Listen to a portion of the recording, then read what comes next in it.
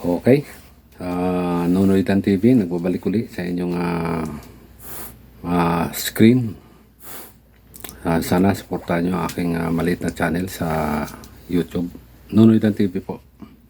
So, dito po ay napanood nyo na ba yung ano nito, yung sinabi ni ng inyong BP Sara Duterte, yung anak ni Digong, si Sara Duterte, sabi na kung madali lang daw magpalipad ng eroplano para sunduin yung mga OFW na na-stranded sa Middle East. Kasi ginawa na nila ito dati sa Davao to Manila during COVID. Nag-rent sila ng eroplano, commercial flight ng iba-ibang mga airplane company dyan para magdala ng mga na-stranded na mga kababayan nila sa Davao dito sa Manila, papuntang pauwi ng Davao. Kung galing dito COVID, yung mga na-stranded mag-quarantine sila doon sa Davao. After ng quarantine, pwede na silang umuwi. Tapos, ganun din daw ang gagawin ngayon. Mag-arkila ng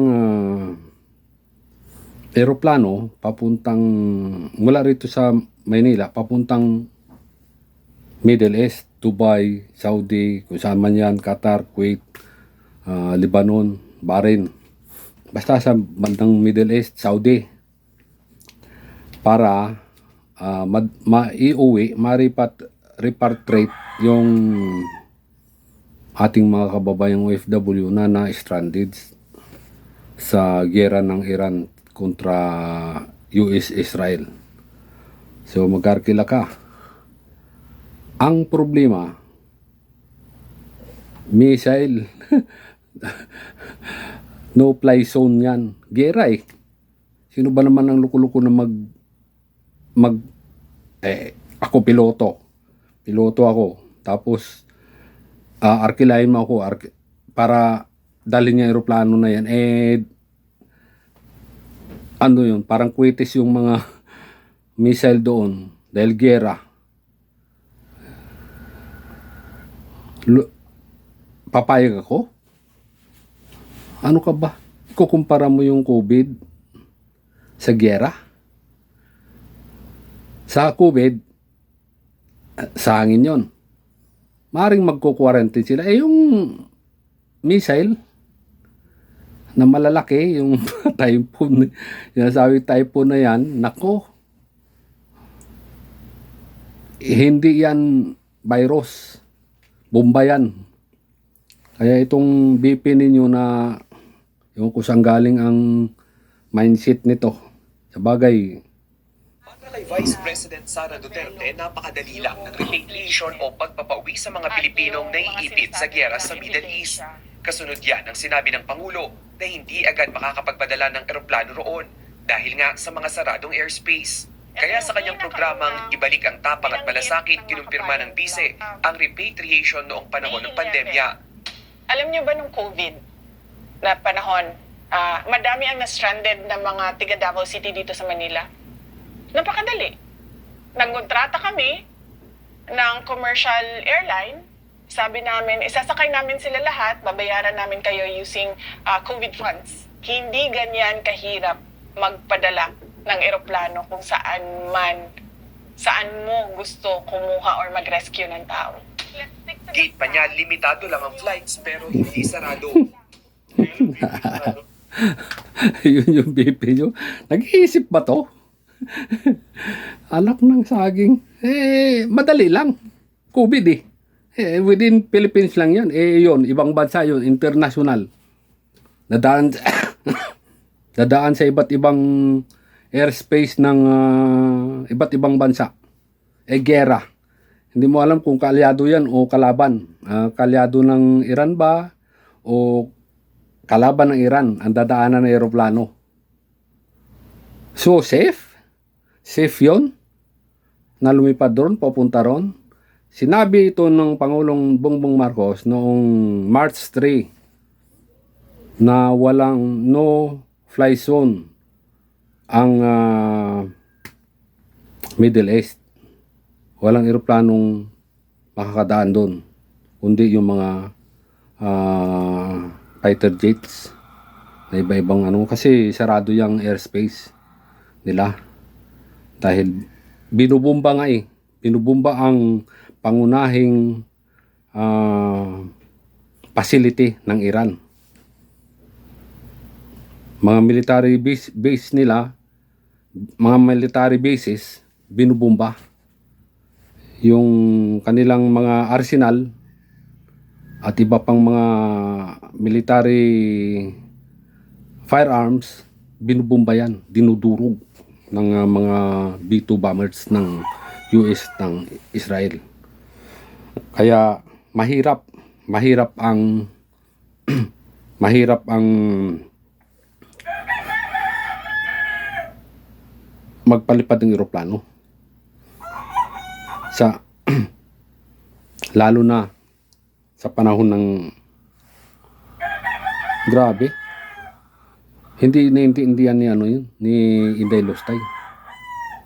So paano niya maintindihan yun? Simpleng hindi ka nag-iisip. Hindi ko alam kung saan ang utak nito.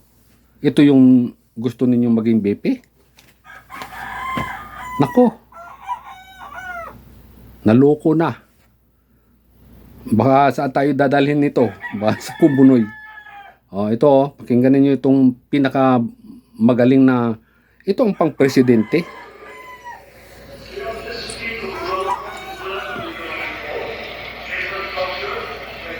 Mahina ang boses ni Pangulong Bongbong Marcos. Mr. Secretary General, Ito. Excellencies, distinguished delegates, it is certainly an honor to address the 70th session of the United Nations Commission on the Status of Women on behalf of the people of the Philippines. We gather here to discuss what is, in truth, one of the most fundamental measures of a nation's progress, the status of its women. We often speak of development in terms of economic growth. Di ba? Nakita niyo kung gaano kagaling yan? But there is Gaano kagaling magsalita doon sa harap ng mga international leaders sa buong mundo, nakasapi ng United Nations. Ganyang kagaling. Yung si Inday Lustay, si Sara, ano sasabihin niyan dyan sa harap? Baka sabihin niyan, wala naman yan sa listahan ng itatanong. Yun ba? Sos, Ginoo. Para tayong naluging, para kang, nako, hindi maganda. Hindi magandang maging presidente yan.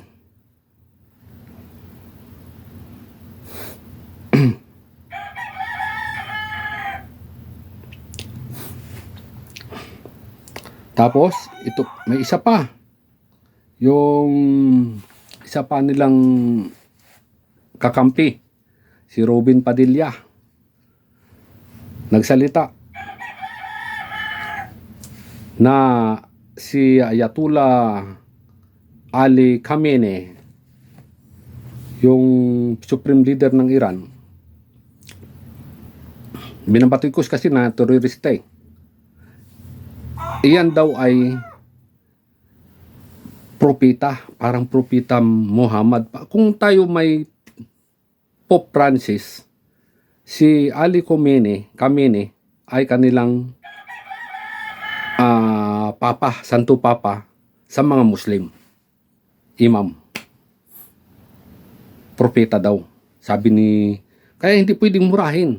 Hindi pwedeng murahin yung ganun. Ito. Si Robin Padilla, dating Katoliko yan.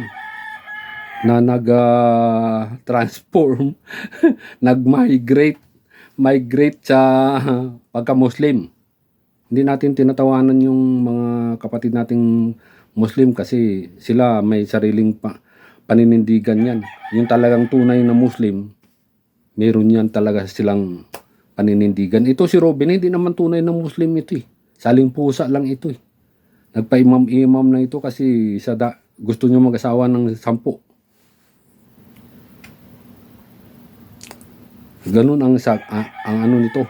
Ngayon, ang drama nito, si Robin, hindi pwedeng tawaging terorista yan kasi parang Santo Papa na yan si Khamenei, yung supreme leader ng Iran.